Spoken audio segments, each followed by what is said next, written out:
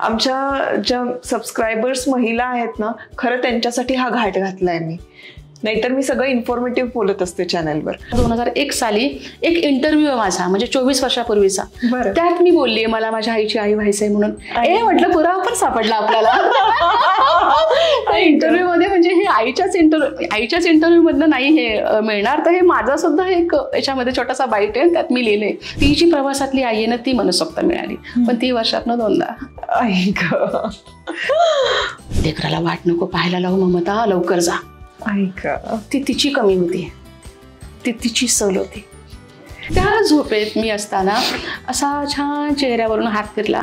मी डोळे उघडून बघितलं, आईचा चेहरा दिसला. मी परत डोळे बंद केले आणि परत तो चेहरा ममता म्हणून हाक आली. परत चेहऱ्यावरनं हात फिरला आणि मग लक्षात आलं की खरंच आई आली. आणि आई म्हटली काल नाही ग येता आलं. अरे सोड म्हटलं, नाही येता आलं, तू आत्ता आलीस, किती मोठी गोष्ट आहे माझ्यासाठी. शिक्षण आणि पुनर्वसन ह्या प्राथमिकता आहेत संस्थेच्या, म्हणजे आईला शिकता नाही आलं. नमस्कार, मी स्मिता शेवाळे. बर्वा स्किन थेरपी प्रस्तुत 4ची कॉफी स्मिता बरोबर या नवरात्र स्पेशल पॉडकास्ट मध्ये तुमच्या सगळ्यांचं अगदी मनापासून स्वागत आहे. हा संपूर्ण महिना आपण 9 महिलांना जाणून घेण्याचा, त्यांच्या ठायी असलेली शक्ती, त्यांचा महिमा जाणून घेण्याचा प्रयत्न करणार आहोत.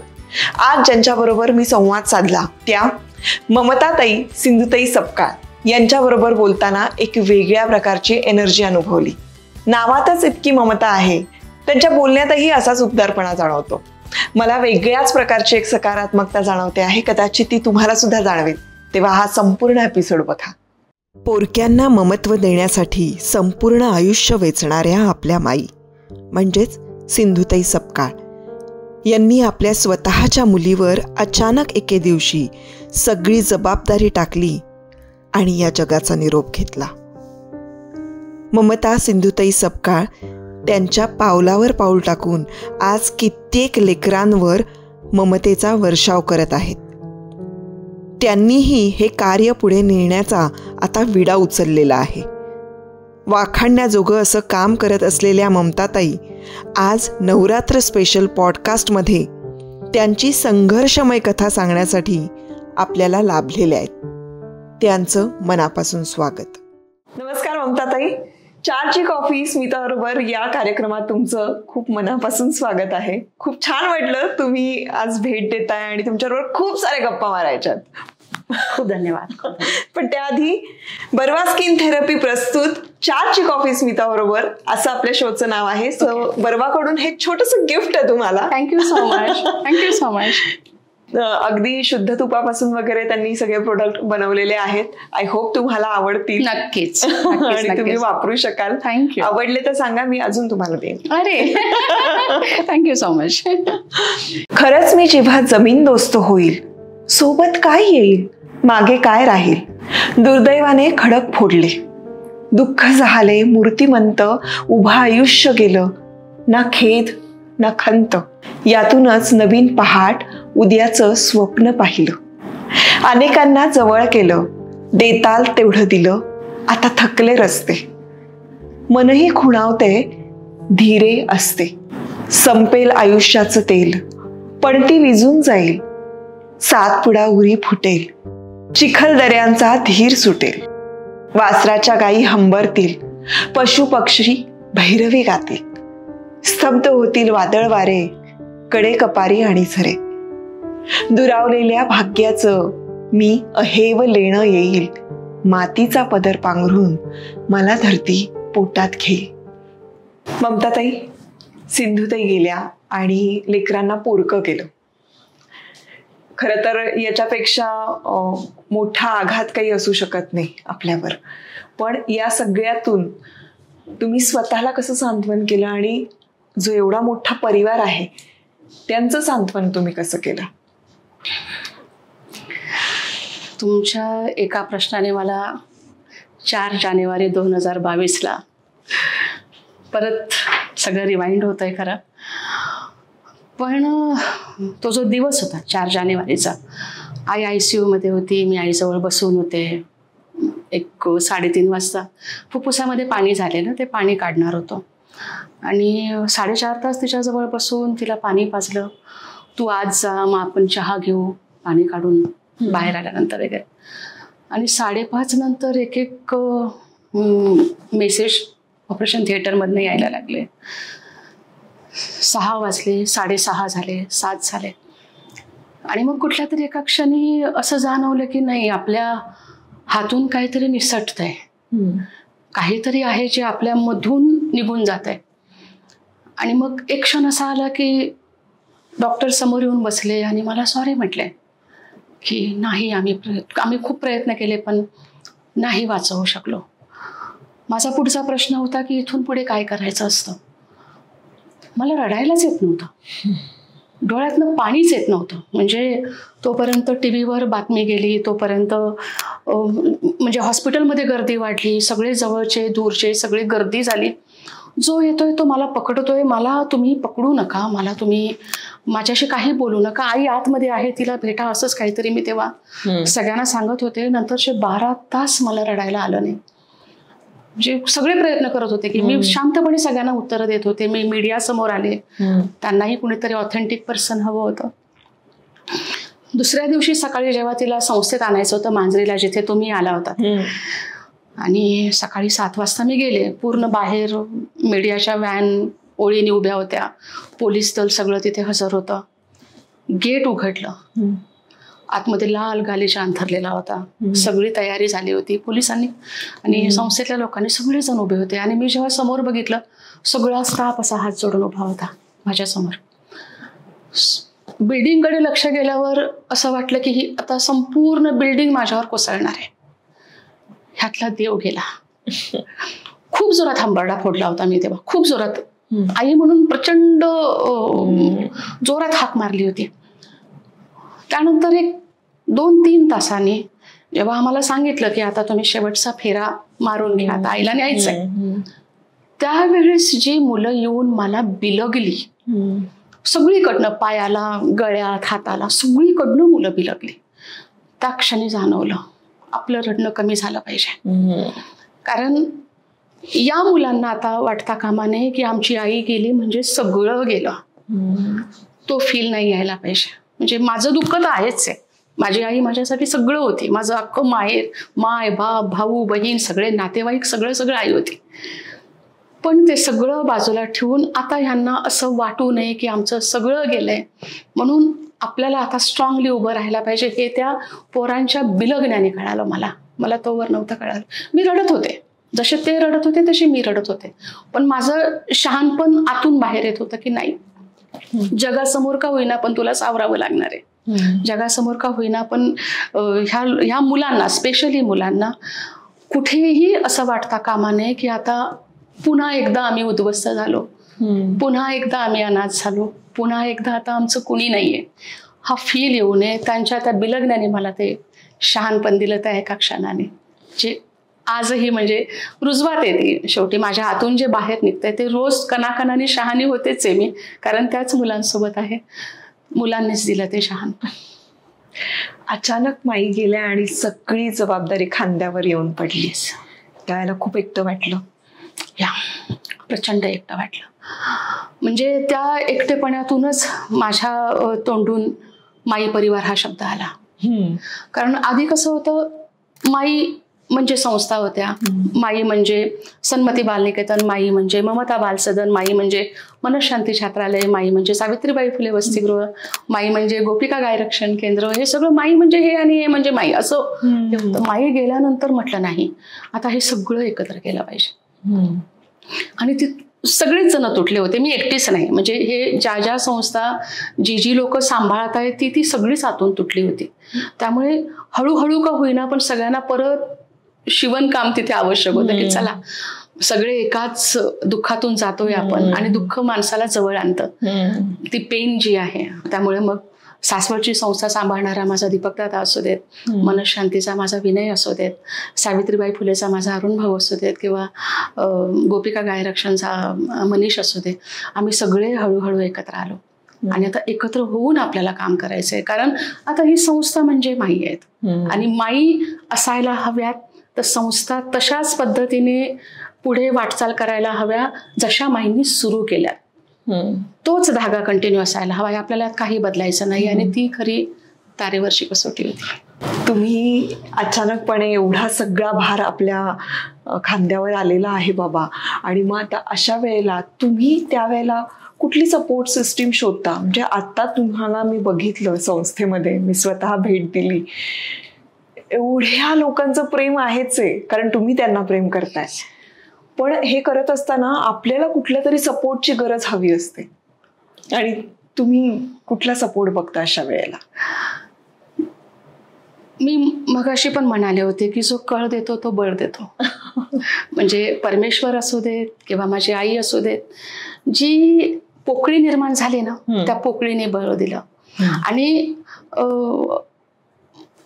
माझ्या एका मैत्रिणीने मला खूप छान समजावून सांगितलं होतं की तू सतत का रडतेस. मी मुलांसमोर नाही रडायचे, पण मी घरी खूप रडली आहे. म्हणजे जेव्हा मुलं नसतील तेव्हा मी प्रचंड रडायचे, रडत राहायचे, थांबायचंच नाही रडणं. ती मला म्हणाली होती की तू का रडते तुला माहिती आहे का, तुझी आई आणि तुझं बाळ जे तू आईला समजायचीस ना, ते दोन्ही गेलेत. कारण बाकीच्यांचं रडणं थांबलंय, ममता तुझं थांबतच नाहीये. दोन बाजूंनी हे सगळं झालंय. म्हटलं हे गेलो अजून किती दिवस करणार आहे मी गेलं.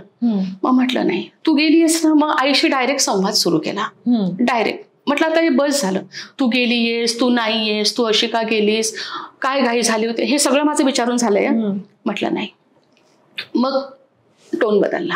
म्हटलं हे बघ, हे काम तुझं आहे, हे तू सुरू केलेस, मी माध्यम आहे. तू असतानाही मी राखणदार होते, आज तू नसतानाही मी राखणदार आहे.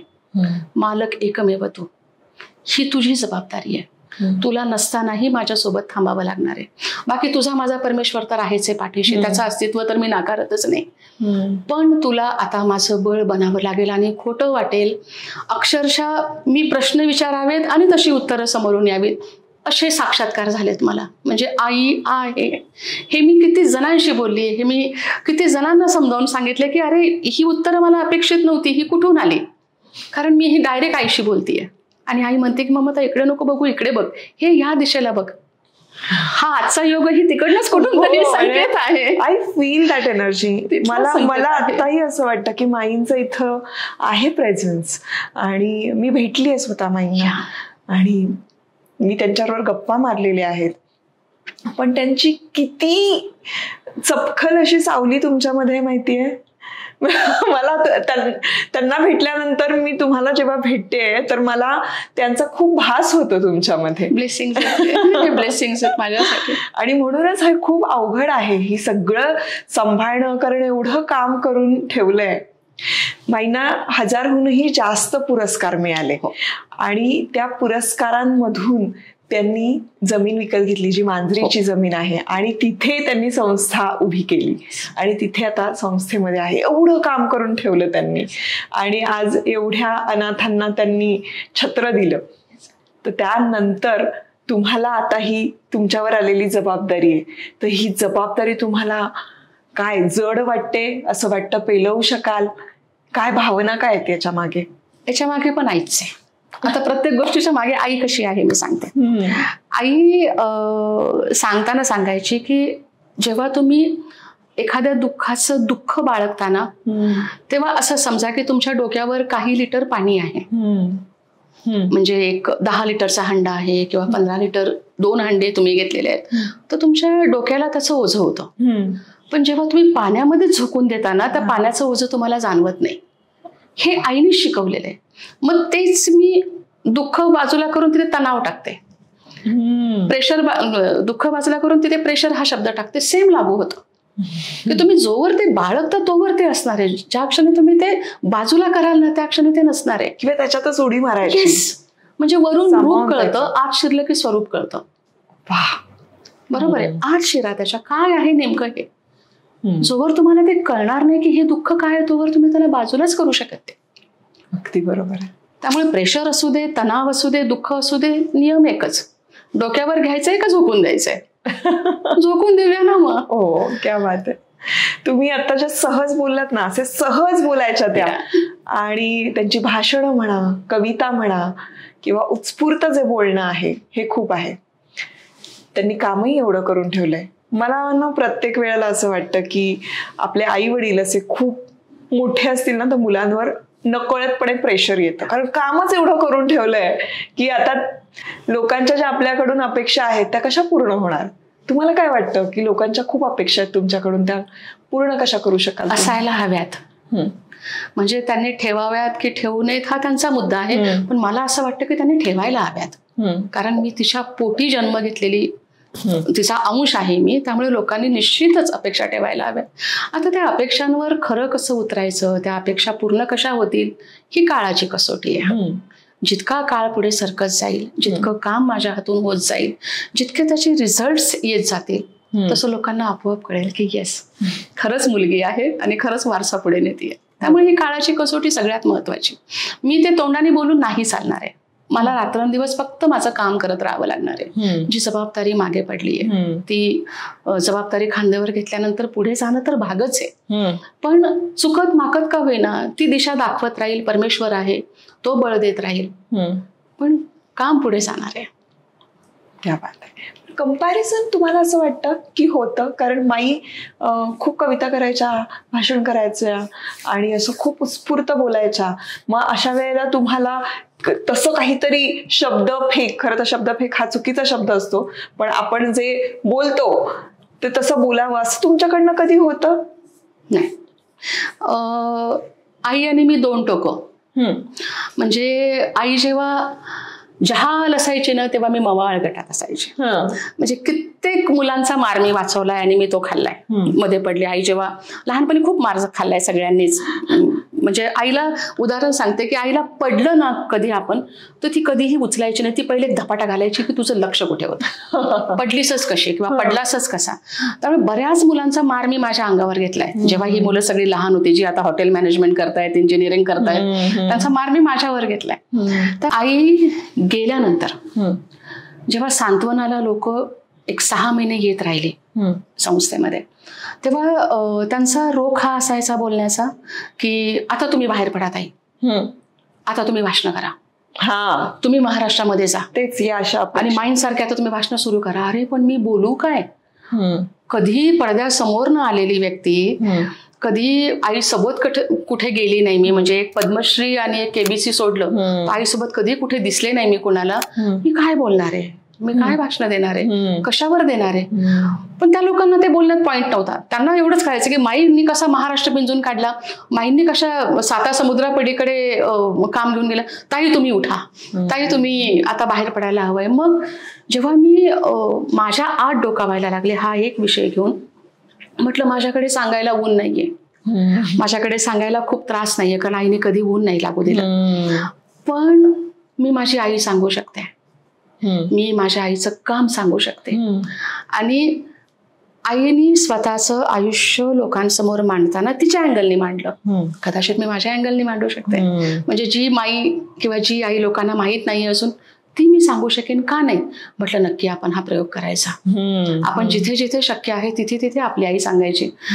काही कालावधी अजून जाऊ द्यावं लागेल मला, कारण बरीचशी घडी अजून बसवणंच सुरू आहे आईच्या पश्चात, पण सुरू होईल हे. मला जगापर्यंत माझी आई न्यायची, आईचं काम न्यायचंय, त्यामुळे निश्चित ते होणार आहे. आणि कंपॅरिझन होऊ देत, लोकांनी करू देत, जे काही आहे ते काळाच्या कसोटीवर होईल सिद्ध. कंपॅरिझन म्हणजे मला असं म्हणायचं होतं, जे तुम्ही सांगितलं आता की लोकांच्या अपेक्षा असतात. माई जायच्या, माई उत्स्फूर्त बोलायच्या, आता ममताताई येतील आणि आमच्याशी पण अशाच गप्पा मारतील, अशा एक अपेक्षा लोकांच्या होतात. मागे तुम्हाला म्हणाला होतात, म्हणूनच मी विचारलं ते की असं ते होतं. आणि त्यावेळेला विनाकारण बर्डन येतं, कारण आपल्याकडे तो वारसा आहे वगैरे सगळं ठीक आहे, पण माईंनी जे सोसलं आणि जे भोगलं ते त्यांनी भोगलंय, आपण फक्त बघितलंय किंवा ऐकलंय. अगदी अगदी अगदी. मी तरीही तुम्हाला सांगेन की तुम्ही लहान होतात आणि माईंनी तुम्हाला NGO कडे ठेवलं, श्रीमंत दगडूशेठ हलवाई ट्रस्ट कडे. मी सेवा सदनला होते. करेक्ट. आणि त्या इतर लेकरांची सेवा करण्यासाठी, त्यांना मातृत्व देण्यासाठी त्या निघून गेल्या. काय वाटलं त्यावेळेला? मला तो दिवस आठवतो. म्हणजे विकास आणि कुठलं शेजारचं आझाद, या दोन्हीच्या मध्ये सेवा सदनचं गेट आहे लक्ष्मी रोडला.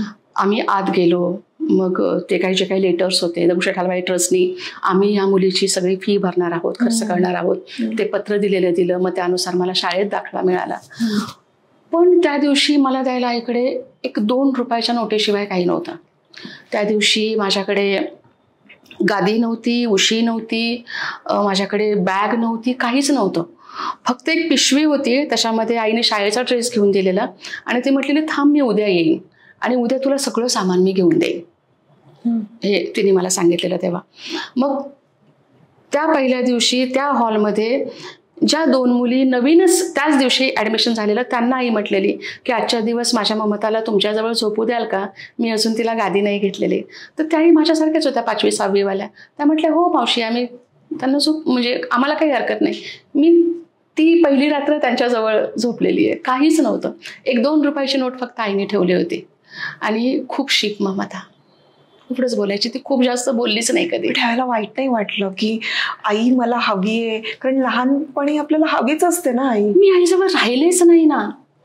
राहिले कुठे म्हणजे लहानपण फैजपूरला गेलं जेव्हा मी रांगायला लागले किंवा चालायला लागले महानुभाव पंथाच्या आश्रमामध्ये जिथे आईने ठेवलं होतं.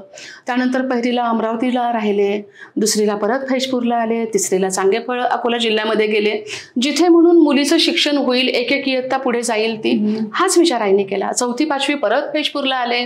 मग तिला असं वाटलं की हे किती काळ होणार आहे, एक इयत्ता कुठे राहणार आहे ही. मग ते पुण्यामध्ये आले आणि 6वीपासून इथेच म्हणजे कायमची पुणेकरच झाले. आईचा सहवास मिळालाच नाही. आई जेव्हा मी आईला म्हणायचे ना की तुला कधी भीती नाही वाटायची की माझ्यासमोर इतर सगळे तुला बिलगत असताना मी तुझ्यापासून लांब जाईल, अशी तुला कधी भीती नाही वाटायची. ते म्हणायचे कुठे जाशील, माझीच तर आहेस. ऐक हा केवढा मोठा विश्वास होता तिचा. नाही पण तुम्हाला नाही असं वाटलं? नाही ना. मला तेव्हा तर तुम्ही केवढ्या लहान, खूप लहान होते मी, खूप लहान. पण मला अजूनही या प्रश्नाचं उत्तर हो असं देता येत नाही. मला नाही असूया वाटली, मला नाही तिच्या कामामध्ये अडसर बनता आलं किंवा मी नाही तिला कुठल्या गोष्टीला कधी विरोध केला.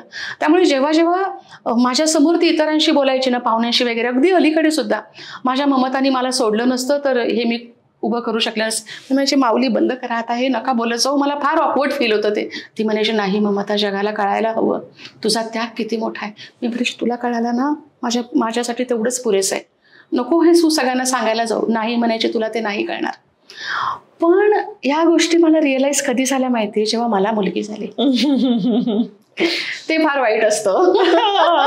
ते प्रचंड वाईट असतं. म्हणजे तिचं बिलगणं, ती आजारी पडणं, मग तापामध्ये मम्माच हवी असणं, मग स्कूल बसमधनं आल्याला मम्मा समोर दिसायला पाहिजे, तिनेच बसच्या तिथे उभं राहायचं. हे जेव्हा मी स्वतः अनुभवायला लागले ना, तेव्हा मला प्रश्न पडले होते की त्या क्षणी ते प्रश्न जे आता मला आठवतही नाहीयेत त्याची उत्तरं माझ्याकडे काय होती. पण मग जेव्हा स्क्रिप्ट लिहिलं गेलं माझं आणि माझ्या आईचं, आपण स्क्रिप्टेड आहोत सगळे, हे सगळं घडणार आहे हे आधीच ठरलेलं आहे. परमेश्वर, नियती, हे सगळं आधीच प्लॅन आहे हे सगळं. तुम्ही यावर बिलीव्ह करता ना? येस, मी करते. त्यामुळे तिच्या स्क्रिप्टमध्ये कदाचित असं लिहिलं असेल की तुझी ममता तुझ्या कामामध्ये कधीही अडसर म्हणून येणार नाही, आणि माझ्या स्क्रिप्टमध्ये असेल की आईला कधीही कशालाही नाही म्हणायचं नाही, असे काहीतरी ते असणार आहेत. त्यामुळे नाही मला कधी आईच्या विरोधात जाता आलं किंवा अशा पद्धतीने मला तू हवी आहेस, तू मला का मिळत नाहीस, तू आधी मला बघायला हवं, नाही झालं कधी असं. पण म्हणूनच मी तुम्हाला म्हणते, तुम्ही कायम मला म्हणता की आई काय म्हणतात, आईनी खूप काम केलंय, मी काहीच नाही, मी काहीच करत नाहीये. तुम्ही होतात म्हणून एक, मी खरंच सांगते की जेव्हा मूल जन्माला आपण घालतो तेव्हा ते आपल्याला आई बनवतं ना. येस. आणि ते शिकवतं आपल्याला. म्हणजे आरामात उशिरापर्यंत झोपणारी एक मुलगी असते, तिला रात्री 2-2 तासाला उठायची अक्कल ते आई पण देतं ना. अगदी अगदी अगदी. सो त्यामुळे मुलांमुळे आपण आई होत असतो आणि मुलांचा खूप हातभार असतो. ते खूप देवाचं रूपच असतं की ते. तुम्ही देवाचं रूप होता, त्या कोणी सपोर्ट केलं नाही पण एवढा सपोर्ट तुमचा माईंना झाला असं मला कायम वाटतं. नाही पण हे आमचं विधिलिखितच असणार आहे मायलेकींचं. तिच्या स्क्रिप्टमध्ये ते आणि माझ्या स्क्रिप्टमध्ये हे असं एकमेकींचं सपोर्टिंग असणं. ममताताई, कॉलेज कुठे झालं तुमचं? मी ग्रॅज्युएशन कम्प्लीट केलं आबासाहेब गरवारे कॉलेजला. सायकॉलॉजीमधनं ग्रॅज्युएशन कम्प्लीट झालं. नंतर तो खर्च सगळा माझा ऑफकोर्स श्रीमंत दगडूशेठ हलवाई ट्रस्टने केला. नंतर पतंगराव कदम प्रतिष्ठानने MSW माझा पूर्ण खर्च केला. भारतीय विद्यापीठमधनं पासआउट झाले.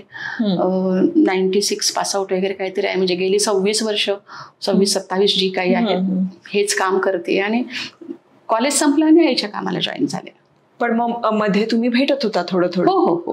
नाही म्हणजे आईचा सहवास लाभला असा कुठला तो क्षण होता की त्यावेळेला तुम्हाला छान मनसोक्त राहता आलं माईंबरोबर?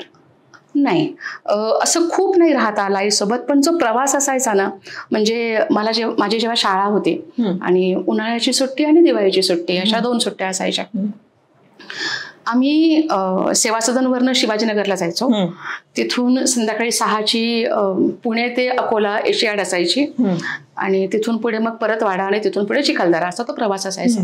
त्या प्रवासामध्ये जे काही आई मिळायची ना एकटीला मिळायची. मग त्या सगळ्या पाठांतराच्या मराठीच्या कविता म्हणून दाखवणं, त्या धडेच्या उतारे म्हणून दाखवणं, काय काय त्या 6 महिन्यांमध्ये घडले, 3 महिन्यांमध्ये घडले ते सगळं तिच्या समोर मांडणं, चूक बरोबर हो नाही जे काही असेल, आणि मग झोपून जाणं. ती जी प्रवासातली आई आहे ना ती मनसोक्त मिळाली. पण ती वर्षातनं 2दा. खूप. आता आई किती मिळाली आपल्याला हा जेव्हा हिशोब होतो ना, तेव्हा तिच्या शेवटच्या कालावधीमध्ये ती 2.5 महिने माझ्याकडे होती. माझ्या घरी होती. त्या 2.5 महिन्यांनी सगळी कमी भरून काढली. सगळी कमी म्हणजे माहित नाही, तिला आधीच कळालं होतं की काय तिचा प्रवास कुठून कुठे तिला नेणार आहे. पण ती गेल्यानंतर मला असं म्हणताच नाही आलं की माझ्या वाट्याला आई नाही आली. कारण त्या आधीपर्यंत ती माझ्यासोबत होती. कमी पूर्ण केली.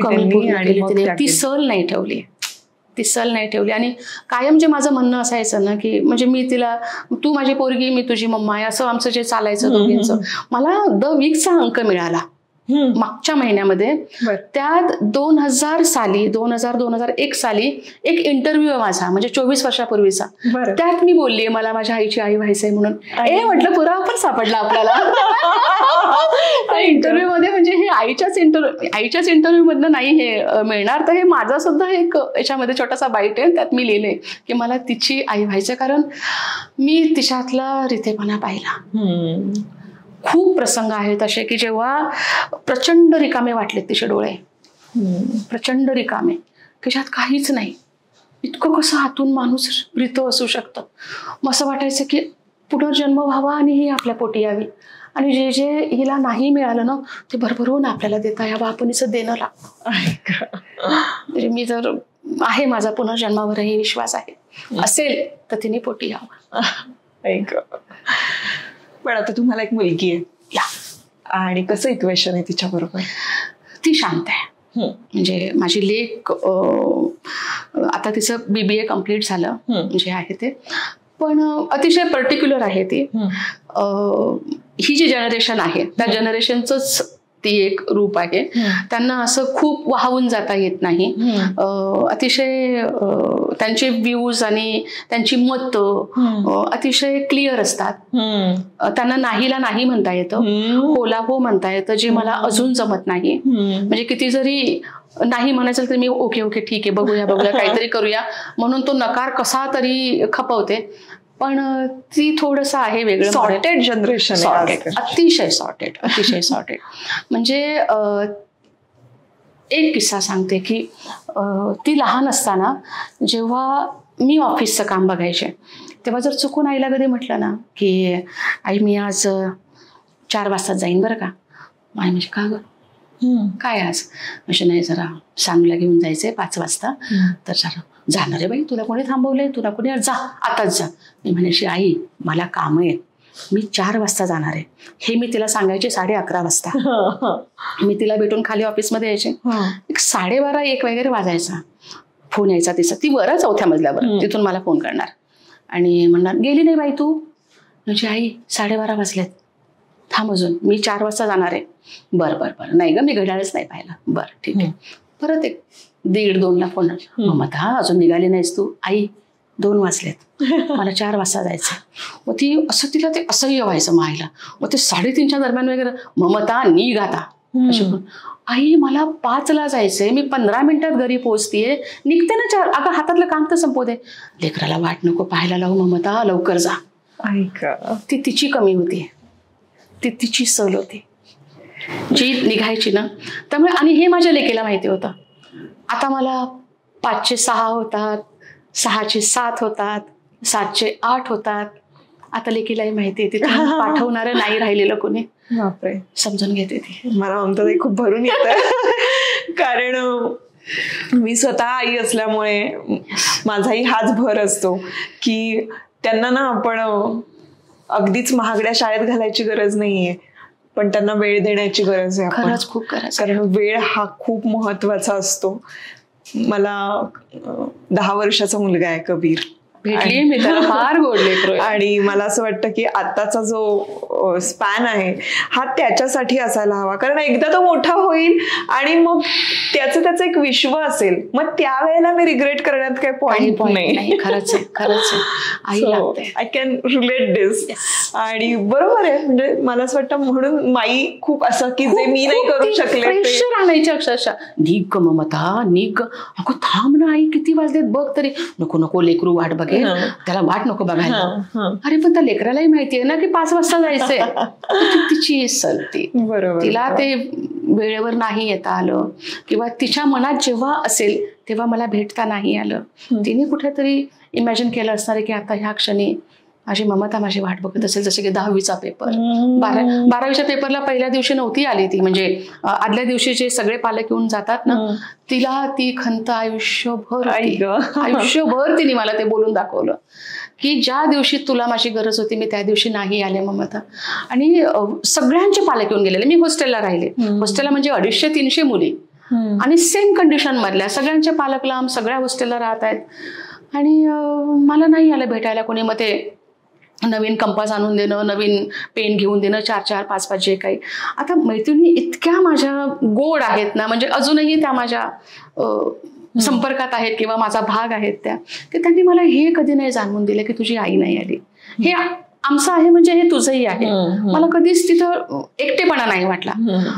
पण आई पहिला पेपर झाल्यानंतर आली आणि तेव्हा माझ्या डोक्यात असं असायचं की पेपरवरनं आलो की एक झोप काढायची असते, म्हणजे मग ते आदल्या दिवशीच्या विषयाचं डोक्यातनं निघून जातं आणि मग दुसऱ्या दिवशीच्या पेपरचा अभ्यास करायचा असतो.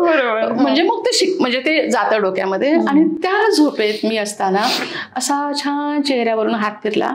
मी डोळे उघडून बघितलं, आईचा चेहरा दिसला. मी परत डोळे बंद केले आणि परत तो चेहरा ममता म्हणून हा खाली परत चेहऱ्यावरनं हात फिरला. आणि मग लक्षात आलं की खरंच आई आली. आणि आई म्हटली काल नाही ग येता आला. अरे सोड म्हटलं, नाही येता आलं, नाही येत आलं, तू आत्ता आलीस, किती मोठी गोष्ट आहे माझ्यासाठी. क्वालिटी इम्पॉर्टंट, क्वांटिटीच्या अपोजिट क्वालिटी आहे. अगदी अगदी. आणि त्यामुळे त्यांनी त्यांच्या परीनं तुम्हाला वेळ दिला आणि अर्थात हा त्याग इम्पॉर्टंट होता. त्याच्याशिवाय नाही सगळं सगळ्या लेकरांना कोणी सांभाळलं असतं. अगदी खरं.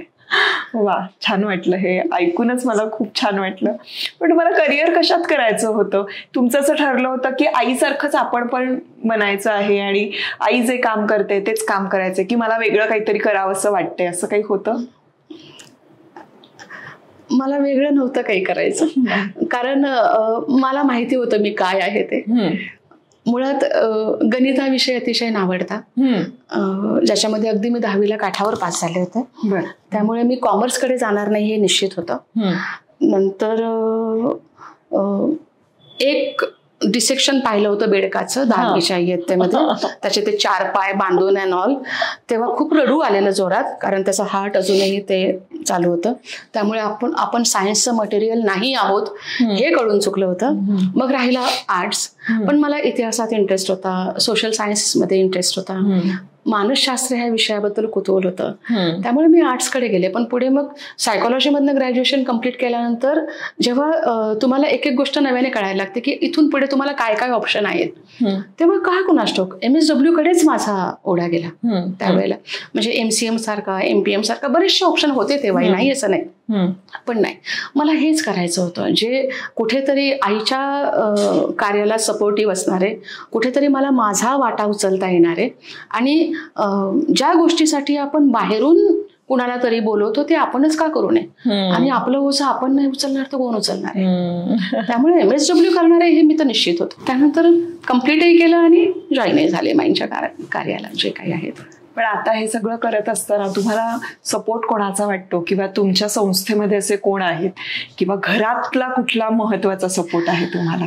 खूप सारे सपोर्ट्स आहेत. म्हणजे मला आवर्जून त्या सगळ्यांबद्दल बोलावं लागेल. आवर्जून जेव्हा सपोर्ट हा शब्द येतो ना, माई गेल्यानंतर जर संस्थेच्या लेवलवर म्हणाल तर बिलू पुनावाला फाउंडेशन, आदर पुनावाला सर, जसविंदर नारायण सर, त्यांनी ज्या पद्धतीने माईंच्या संस्था ह्या तशाच पुढे चालू राहायला हव्यात, ती लिगसी तशीच चालू राहायला हवीत म्हणून एक आर्थिक मदत सुरू केली की ज्याने माझा किमान 40 ते 50% भार कमी होईल, 100% लोड येणार नाही असं. आणि ते मलाच नाही, म्हणजे शिरूरची संस्था असू देत, सासवडची संस्था असू देत, मांजरीचं काम असू दे, त्यांनी त्यांच्यापर्यंत लगेच ती मदत सुरू केली.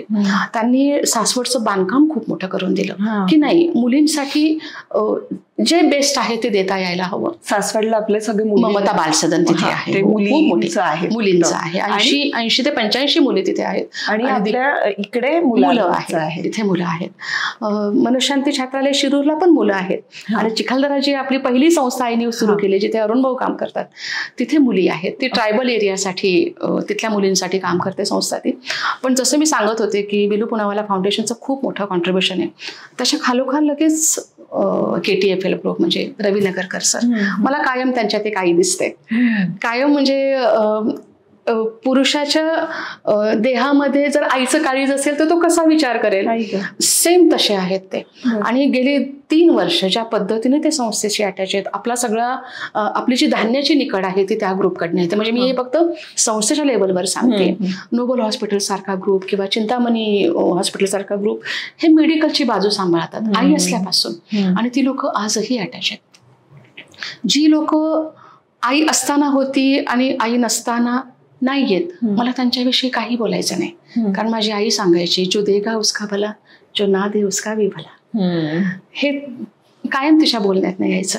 त्यामुळे ठीक आहे, पण जे नवीन लोक ऍड होत गेले, ज्या पद्धतीने आता आम्ही काम सुरू केलं लोकांपर्यंत पोहोचणं, मग दादा असू देत, विनय असू देत, मी अरुण भाऊ, ज्या पद्धतीने आम्ही लोकांपर्यंत काम सुरू केलं, लोक परत जॉईन व्हायला लागलेत, लोक काम बघायला लागले. आणि माझा मुद्दाही तोच असतो की ज्या पद्धतीने तुम्ही माझ्या आईच्या पाठीशी उभं राहिलात, ज्या पद्धतीने तुम्ही माझ्या आईवर प्रेम केलं, त्या पद्धतीने आमच्यावर नाही तरी त्या कार्यावर प्रेम करा.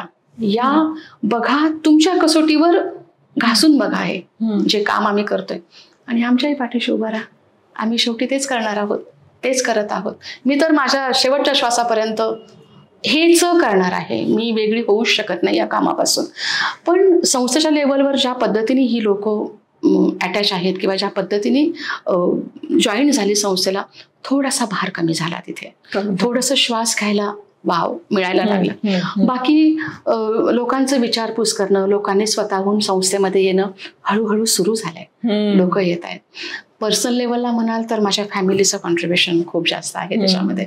म्हणजे नवऱ्याकडे जेव्हा बघते तेव्हा आता तो नवरा कमी आणि आई जास्त दिसतो.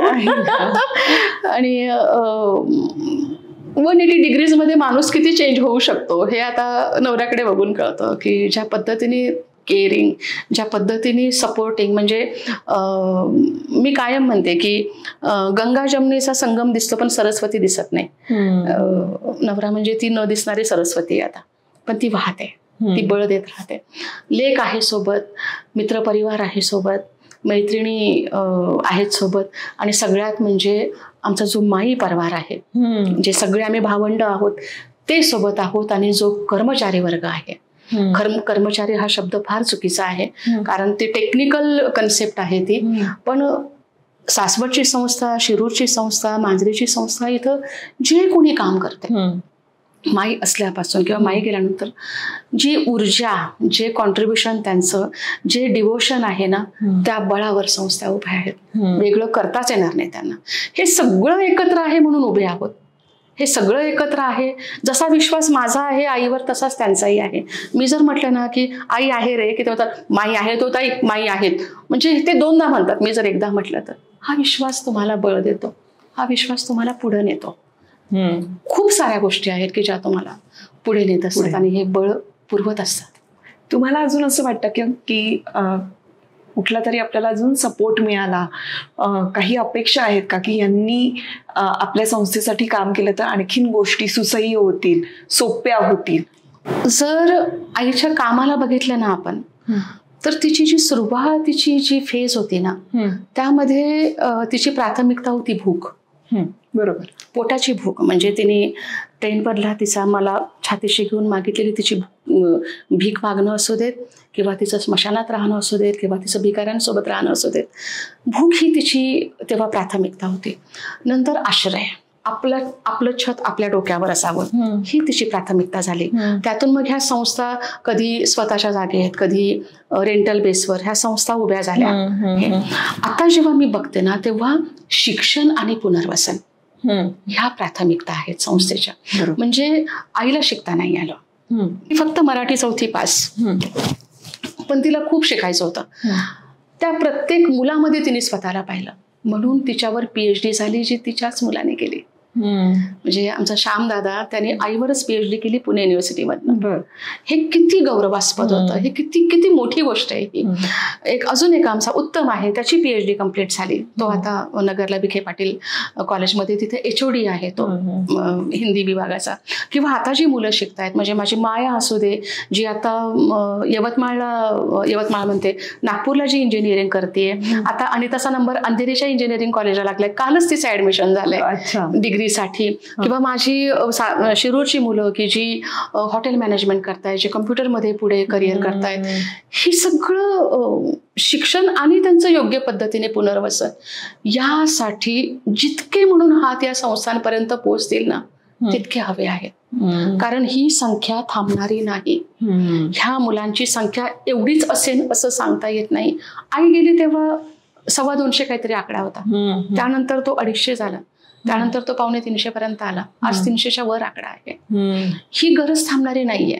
मग ती गरज पुरवणारे जे हात आहेत ना, त्यांनी यावं संस्थांपर्यंत, कारण त्यांच्याशिवाय हे शक्य नाहीये. मग जे कोणी असेल, मी स्पेसिफिक नाव नाही घेणार, पण ज्यांना म्हणून शक्य आहे ना, त्यांनी हे मुलांच्या शिक्षणासाठी आणि त्यांच्या पुनर्वसनासाठी जे जे करता येईल ना, ते करावं. आम्ही त्यांची वाट बघतोय. डेफिनेटली सपोर्ट मिळेल, कारण तुम्ही जसं म्हणालात, खरंच बेसिक गरज आहे शिक्षण, आणि त्यांच्या करिअर बद्दल विचार होणं फार महत्वाचं आहे. मी संस्थेला भेट दिल्यामुळे मला खूप कौतुक वाटतंय की त्यांच्या छोट्या छोट्या गोष्टींची किती काळजी घेतली जाते. त्यांचं म्हणजे अन्न, वस्त्र, निवारा ह्या तर बेसिकच गोष्टी आहेत, पण त्या बरोबरीनं आता जोडलं गेलंय शिक्षण आणि त्यांना पुनर्वसन, रिहॅबिलिटेशन.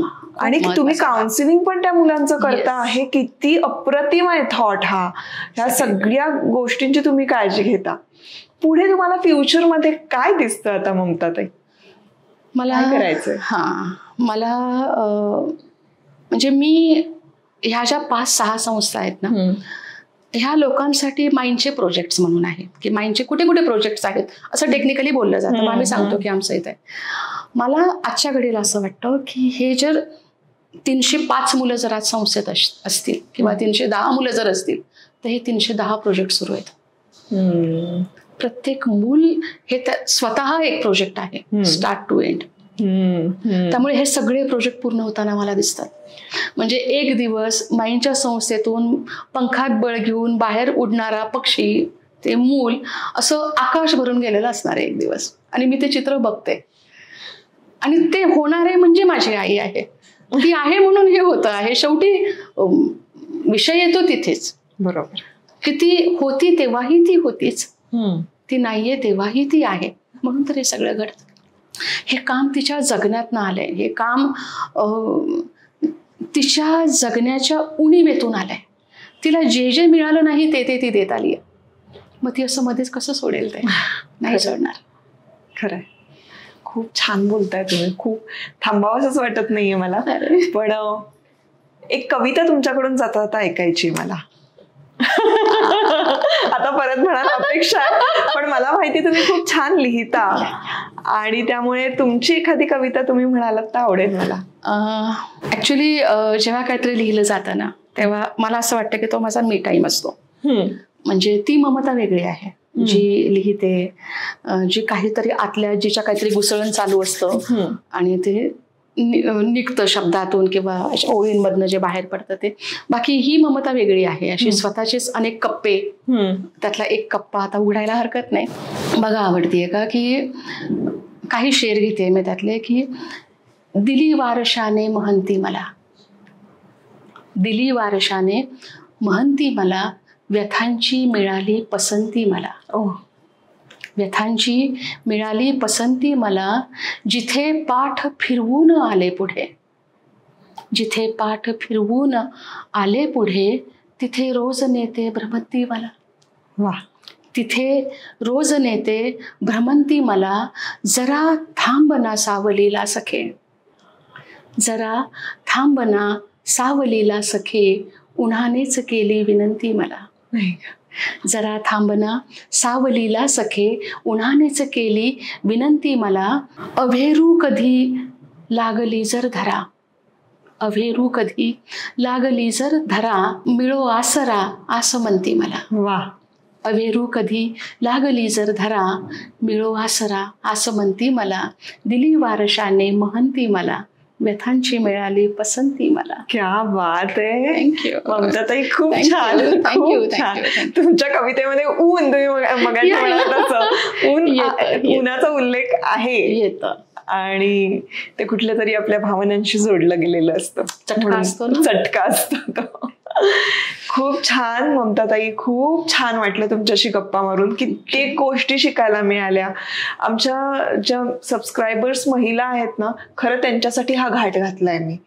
नाहीतर मी सगळं इन्फॉर्मेटिव्ह बोलत असते चॅनलवर, पण मला असं वाटतं की इथे येऊन तुमच्यासारख्यांनी जो संघर्ष आहे तो आमच्या समोर मांडला. तुम्ही कसं जगताय, तुम्ही कशी उमेद निर्माण करताय रोज जगताना, ही जर आम्ही ऐकली तर आम्हाला थोडीशी प्रेरणा मिळेल. So sweet. आणि ते साध्य झालं आज. अरे थँक्यू सो मच. मला खरं सुरुवातीला थोडं प्रेशर होतं, नाही असं नाही, पण असं वाटलं की आहे तेच बोलायचंय, मग असं काय टेन्शन घ्यायचंय. आणि खूप छान अनुभव आहे हा सगळा. तुम्ही बोलवलं त्या ठिकाणी, बोलतं केलं, आणि आता हे हजारो महिलांपर्यंत जेव्हा पोहोचणार आहे, माझ्यासाठी खूप मोठी गोष्ट आहे. Thank you so much. Thank you so much. Thank you so much.